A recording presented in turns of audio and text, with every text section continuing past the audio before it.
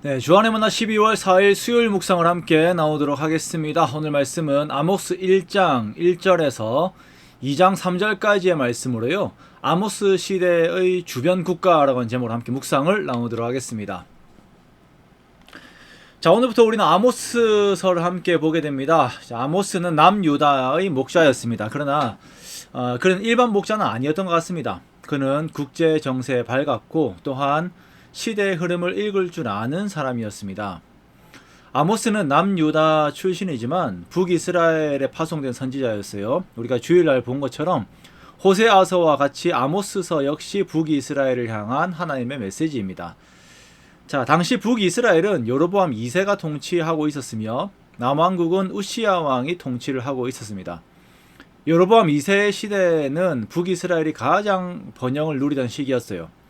요나의 예언대로 하맛 어귀에서 아라바 광야까지 차지를 하면서 가장 넓은 영토를 차지하고 있던 시대가 여로보암 2세의 시대였습니다. 자, 이렇게 여로보암 2세는 이전의 이스라엘 땅들을 모두 다 이렇게 회복을 한 왕이었습니다. 그런데 우리가 땅이 많고 부유하다라고 해서 하나님 앞에 축복을 받은 것은 아니죠. 당시 이러한 거대한 부가 이스라엘 가운데 들어오게 되면서 상류층들은 아주 부유한 삶과 사치스러운 삶들을 살게 되었고 이들은 이러한 부를 가지고서 가난한 사람들의 땅을 탐하고 매입하는 일들을 하였습니다. 원래 하나님의 말씀에 땅은 기업으로 주신 것이기 때문에 매매를 하지 못하게 되어 있습니다. 그러나 아합의 시대에도 이러한 것들을 시도하였고 이제는 공공연하게 이러한 일들이 자행이 된 것이죠. 또한 이들의 넘치는 부는 이들로 하여금 거짓된 제사에 몰두하게 하였고 그들의 잘못된 제사와 잘못된 삶의 방식은 이스라엘 전체가 하나님의 징계 안으로 들어가게 하였습니다. 큰 지진과 아수르의 침공과 같은 재앙들을 앞두게 되지요. 즉 이스라엘이 겉으로는 찬란하지만 그 속에는 사랑이 사라진 곪아버린 이스라엘을 우리가 보고 있는 것입니다. 자, 우리가 하나님을 믿는 것을 두고 종교적인 형식에 대해서 언급들을 많이 합니다. 이제 선지서에서 하지만 선지서에서는요 보면 상당수의 부분이 삶에서의 도덕적인 부분과 또한 사랑에 대한 부분들을 말씀을 하고 있는 것을 우리가 볼 수가 있어요. 자, 그렇게 아모스는 이스라엘 가운데 있는 사회적인 행태들, 상태들을 고발을 하는데요. 비단 이스라엘뿐만 아니라 이스라엘 주변 국가들의 잘못된 실태들도 그대로 고발을 합니다. 그래서 오늘 본문인 1장과 그 2장 3절, 1장에서 2장 3절까지는 이스라엘 주변 국가들이 보인 공의에 어긋난 모습들을 말씀을 하세요. 주변의 그 총 6개의 나라들에 대해서 예언을 하는데요. 아람과 블레셋, 두로, 에돈, 암몬, 그리고 모압에 대한 내용들을 말씀을 하고 있습니다.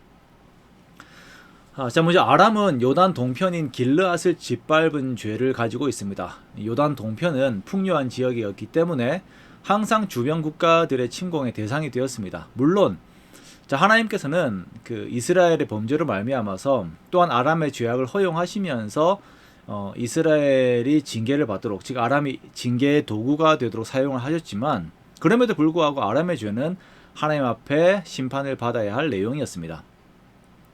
자, 그리고 블레셋의 죄는 이들이 포로들을 잡아서 에돔에 넘긴 것이에요.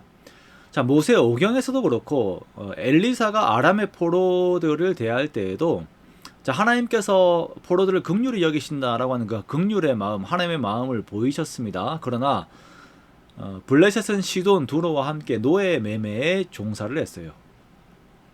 자, 사람을 사고 파는 것을 업으로 하는 것은 하나님 앞에서 용서가 될 수 없는 죄였기 때문에 이 블레셋은 결국 통치자로부터 남은 자까지 한 사람도 남김없이 죽임을 당하게 됩니다.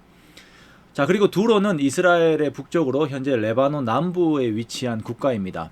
두로 역시 앞에서도 말씀드렸는 것처럼 포로들을 에돔에 넘겼다라고 하는 점에서 그 죄가 블레셋과 유사합니다. 자, 그런데 두로는 더 나아가서 이 포로를 팔아서 이익을 취하였습니다. 이제 두로는 주변 국가와 평화 지역을 맺고도 자기 필요에 따라서 그것을 쉽게 파기하고 자기의 이익을 따라서 악한 짓 하는 것, 그러니까 뭐 포로를 팔아서 이익을 취하는 이런 것들을 하는 것을 서슴지 않았기 때문에 또한 하나님의 심판을 받았어요. 에돔은 전쟁에서 패한 자들에 대한 자비가 없었습니다. 이들은 패한 자들을 무자비하게 죽였고 그들이 형제라고 할지라도 자비가 없었습니다. 그들은 영원히 화를 품었고 긍휼의 마음을 저버렸어요. 이들의 잔혹함은 결국 또한 나라의 전멸을 가지고 옵니다. 다음은 암몬입니다. 암몬의 죄는 임신한 길르앗 여인들의 배를 갈랐다라고 하는 것이에요.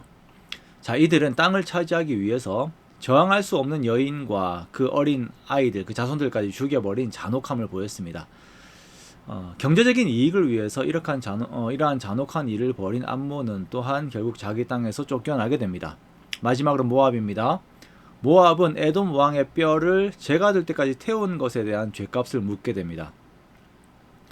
죽은 이의 뼈를 태우는 것은 상대방을 모욕하는 태도이죠. 혹여나 이제 전쟁을 할 수가 있습니다. 전쟁에서 죽게 되더라도 죽은 자를 존중해야 합니다. 그러나 이러한 잔인함은 인간의 존엄성을 상실한 것입니다. 전쟁의 패자를 잔혹하게 죽인 모압 또한 똑같은 죽음으로 심판을 받게 됩니다. 이스라엘도 그렇고 주변 국가들도 그렇고 하나님께서 그들에게 원하시는 것은 보편적인 도덕과 사람을 존중하는 것, 그리고 사랑입니다. 그러나 이들에게 그것이 없음으로 인하여서 징벌을 받아요. 그리스도인 된 우리들이 이 세상을 살아가면서 주일에 예배를 드리며 하나님께 받은 은혜를 가지고서 이 세상에서 사람을 존중하고 도덕적인 삶을 살고 그리고 사랑을 베푸는 삶을 살아야 합니다. 하나님께서 그것을 원하시며 그것을 우리가 어떻게 이루는지를 보고 계시는 것입니다. 그러므로 우리가 더욱 하나님께서 만드신 사람의 본연의 형상들, 그 하나님의 형상들을 따르고 그리고 완전한 사람의 표본 되시는 예수님을 닮은 삶을 살아내는 우리가 되어야 할 것입니다. 그렇게 되기를 원합니다. 그렇게 우리가 매일을 살면서 다른 것이 아니라 정말 이 세상에서 사랑을 드러내는, 그렇게 사랑을 이루는 우리 모두의 복된 사람들이 되시기를 주님의 이름으로 축원합니다.